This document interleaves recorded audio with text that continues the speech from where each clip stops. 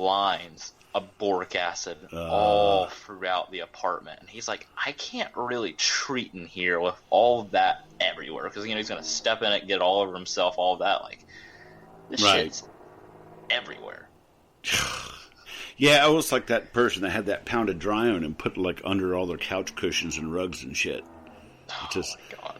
And after the pesty thing from last week, I've been looking online at the crap that people try to sell, and there's this other company selling Termidor foam, like premise foam, but it's Termidor foam. Mm-hmm. And I asked them on their post, I said, "Are you just selling this to the general public?" And they won't answer me. Well, I did a post, and I think I have the best line of the week. Mm-hmm. I posted a bottle of Ortho Home Defense, and I said $18.99 bottle of crap. Oh yeah, I commented on that one. Commented on it. I can shit on your foundation and do a better job. Yep.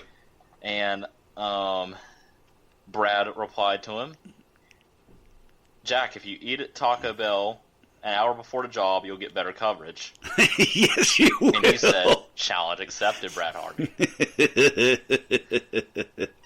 Yeah, that's true. That Ortho Home Defense, is that cypermethrin? I think it's cypermethrin. Or is that spectricide?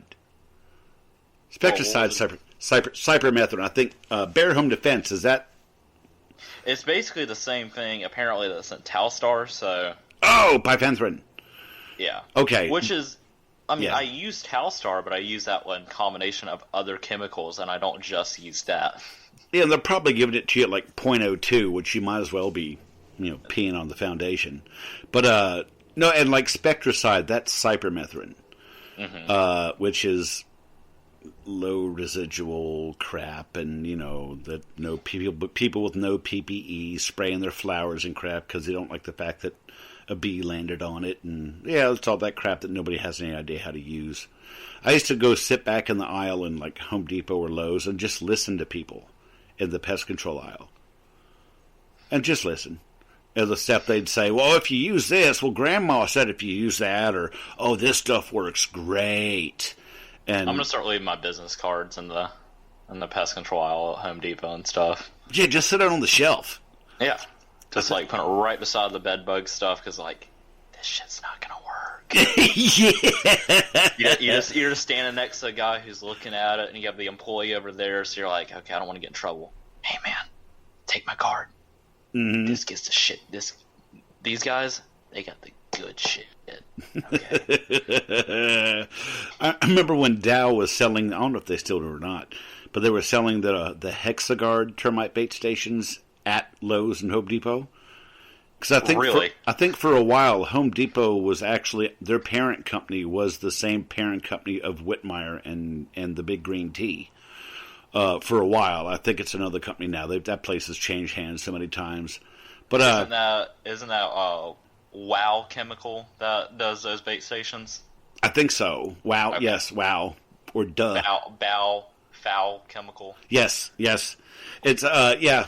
But and look, I'm all for the extra little bit of comfort you get from seeing those termite stations around the house. And if you're doing it as a preventative measure, I can see how it might be okay. But if you're supposed to put them right around the drip line away from the foundation, one every 10 feet. And now they have them that you only check them once a year, which I think is ridiculous. But they're pre-baited. I'm going to dig 2 holes in your front yard, 10 foot apart. I'm going to put your head in one, and I'm going to put a steak in the other. And I want you to tell me if you could smell that steak. See, it's a crapshoot. You got to figure that the stations are about 2 inches wide. The stations are about 2 inches wide. And just say you have a 200 linear foot house. That means you're putting, 20 stations? That's something like that. That's 40 inches? That's 8 inches short of 4 feet? So for a 200 linear foot house, you've got under 4 feet You got 40 inches of coverage, basically.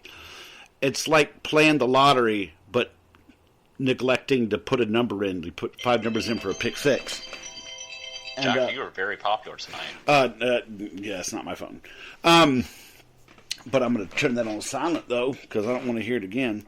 But, yeah, and I'm sorry. That many, 40 inches of coverage on a 200 linear foot home. The odds are they're going to go right past them and go straight to the foundation. So I never have been a big fan of termite base stations. I'm Centricon certified. I've installed stations. I do like the AG boxes because you put it right over the tube. See, it's kind of like, and I like the way you used to do it, where if you found termites in the sticks, you actually tapped them out into the top of the bait tube and guaranteed they had to eat their way out to get back to the colony, so they were automatically taking some. But now they have them, you only check them once a year. You could have termites working on your house for a year, and eastern subterranean termites, if you were to start them at one end of a 2x4, a normal colony of eastern subterranean termites will eat about 1 foot, complete foot of 2x4, on average, for the amount of wood. Now, see, they go in between, I should have hit the cough button, they go between, they don't eat a whole chunk of wood starting at one end and like that, but just the same, it's what it amounts to. But you're just letting them run rampant on your house for a year before you go check your stations and go, oh, hey, there might be a little bit of something here. I don't agree with that either, so that's my rant. Sorry, had to rant. So are you talking about the ones that are precautionary, the kinds that have the poisonous bait in them? Well, they used to have them where you had the wooden stakes in them, and then you'd go around once a month, take the cap off, scan the cap, and pull the thing up and check the wooden stakes. And if you had termites in them, you'd tap them out in like a little Tupperware thing and put them in the top of the bait tube and put the bait tube back down in the station. But now they're pre-baited, and you'd check them once a year. So they could be, whatever's happened to them for a year. And, either they cover them with mulch and you can't find the damn things, or they're in an especially wet area and they push themselves out of the ground, and you'd have no idea for 365 days. Yeah, I guess so. We just started using those, so we just got certified, not in the one that Wow Chemical does, but the other kind. Oh, the bigger ones with the gray rings and the black caps on them. Yeah, yeah. I know what those are. Yeah, I'm familiar. I just got certified with those, but I haven't installed them yet. We're just kind of doing those, for the customers who refuse to do. Yeah, who don't want the chemical treatment. Like, sure, fine. If you want this, you can do this. Yeah, I tell you, I'm old school. You give me a full interior and exterior for termite work. I know they do this thing called EPLIT, which is exterior perimeter with limited interior treatment. But give me the old school double void my block inside the basement, drill through the slab inside the foundation and do the outside trench and treat and everything. If I'm going to have a termite job done, I want it done all the way. All the way, yeah. Yeah. And I still have I think I got like a half gallon of chlordane in my basement in Virginia, so. Yeah, so actually that's the next thing I wanted you to talk about was chlordane. So you use that? I did not. I did not. I was there before. I was doing termite work before Termidor was even a thing. Mm-hmm. We were using Premise wettable powder, imidacloprid, which I kind of like better. I like the wettable powder, the way it bonds ionically to the soil. I like it, and it had a longer lifespan in the ground than Termidor does, or at least when Termidor first came out did. Mm-hmm. I think Termidor, when it first came out, SC is and a cough again. Here's the button. Termidor is 7 years, I think, when they first came out with Termidor SC. Not sure what it is now. I think Premise, or the generic imidacloprid, was 15 years, and I think chlordane was like 30. But back in the day, like the old school that are dead now, termite guys used to stir their tanks with their arms, and they'd have to get blood drawn and have their blood checked for the amount of stuff they have in their system, because that chlorpyrifos stuff never gets processed out of your system. It builds up in you. So they have to be checked. And I think part of the problem was urban renewal, where, you start digging around the foundation, 15, 20 years later, and you got guys down there in trenches slopping around in chlordane, which is, not good either.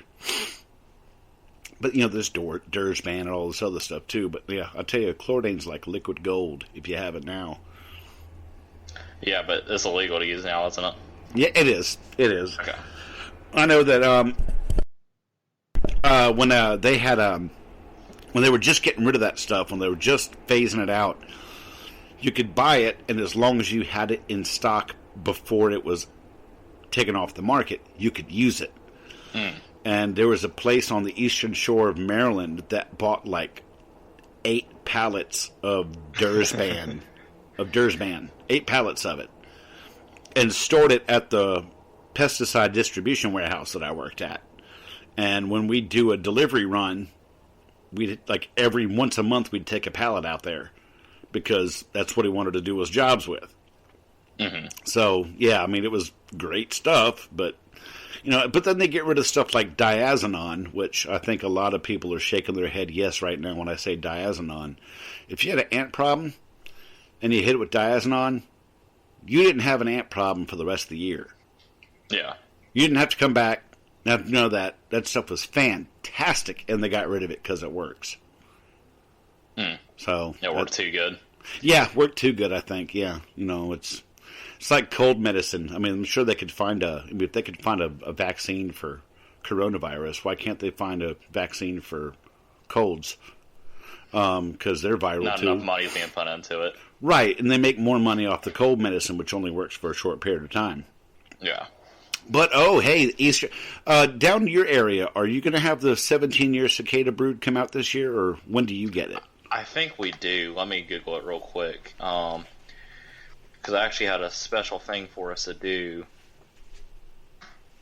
today. It's a cicada special on the Tales from the Crawl Space podcast. Man, I remember, while you're looking that up, I remember 17 years ago, I was around Columbia, Maryland area, and some of the older neighborhoods, like the newer neighborhoods, the ground had been turned over, and you didn't have them so bad because the ground had been, tore up, turned over, dug out, whatever, before 17 years prior. So you didn't have them there. But these older neighborhoods, oh my God, I could stand 3 foot away from you, and I would have to scream for you to hear me. Because there were so many cicadas. They were like flying, landing on your head, on your shirt, and on your face. And just loud all day. I mean, I had to use earplugs. It was that bad. So we're not in the cicada boom. It actually skipped South Carolina this year, which I'm sure we'll have something. Like, I'm so used to cicadas that... Yeah. It's just something I'm kind of used to during the summertime. If you don't hear them, it's kind of unusual. Well, the annual ones are fine. Have you lived through a 17-year brood that came out before? I think I have. I just don't really remember it. Well, I got to tell you, I mean, the annual cicadas, yeah, they can get annoying and you hear them, but this is like amplify it by 1,000. And that's how bad it is. It's, oh man. And I know western West Virginia, like over towards Morgantown, had their brood about 2 to 3 years ago.